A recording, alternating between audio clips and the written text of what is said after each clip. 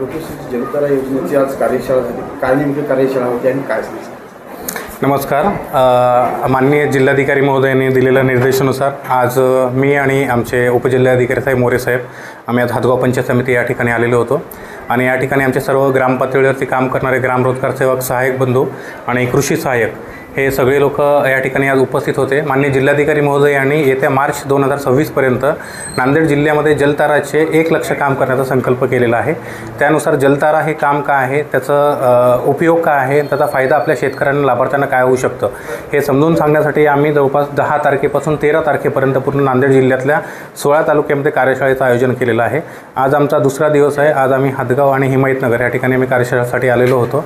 तर आमच्या सगळ्या पंचायत समिती आणि तहसीलच्या टीमने सगळ्या लोकांना जलताराच्या बाबतीमध्ये त्याचं महत्त्व पटवून दिलेलं आहे आणि जे काही त्यांच्या शंका होत्या त्या शंकाचं निराकरण करून त्यांना कशा पद्धतीनं काम करायचं आहे या बाबतीमध्ये माननीय जिल्हाधिकारी महोदयांच्या निर्देशानुसार माननीय मोरे साहेबांनी, माननीय तहसीलदार सरांनी, BDO सरांनी, तालुका कृषी अधिकारी साहेबांनी सगळ्यांनी व्यवस्थित मार्गदर्शन केलेलं आहे. आणि मी सगळ्यांना विनंती करतो आणि आपल्यामार्फत पण सगळ्यांना असं मी आवाहन करू इच्छितो की सर्व शेतकऱ्यांनी आणि लाभार्थ्यांनी जलतारा जे काम आहे आपल्या शेतामध्ये घ्यावं, जेणेकरून पुढच्या पावसाळ्यामध्ये किंवा येणाऱ्या काही दिवसामध्ये आपल्या शेतातून वाहून जाणारं पाणी जे आपल्या शेतातच मुरेल. आपल्या शेतातली जी पावसामुळे वाहून जाणारी माती आहे ती आपल्या शेतामध्येच थांबेल आणि आपल्या शेतामध्ये जे काही बोर असतील किंवा विहिरी असतील तर त्या पाण्याची सगळी पातळी आपल्या शेतामध्ये वाढून आपल्याला त्याचा वैयक्तिक फायदा होणार आहे आणि योगायोगानं आपल्या उत्पन्नामध्ये वाढ होणार आहे आणि याचा फायदा आपल्या शेतकऱ्यांना, लाभार्थ्यांना, आपल्याला गावासाठी पण आपल्या होणार आहे.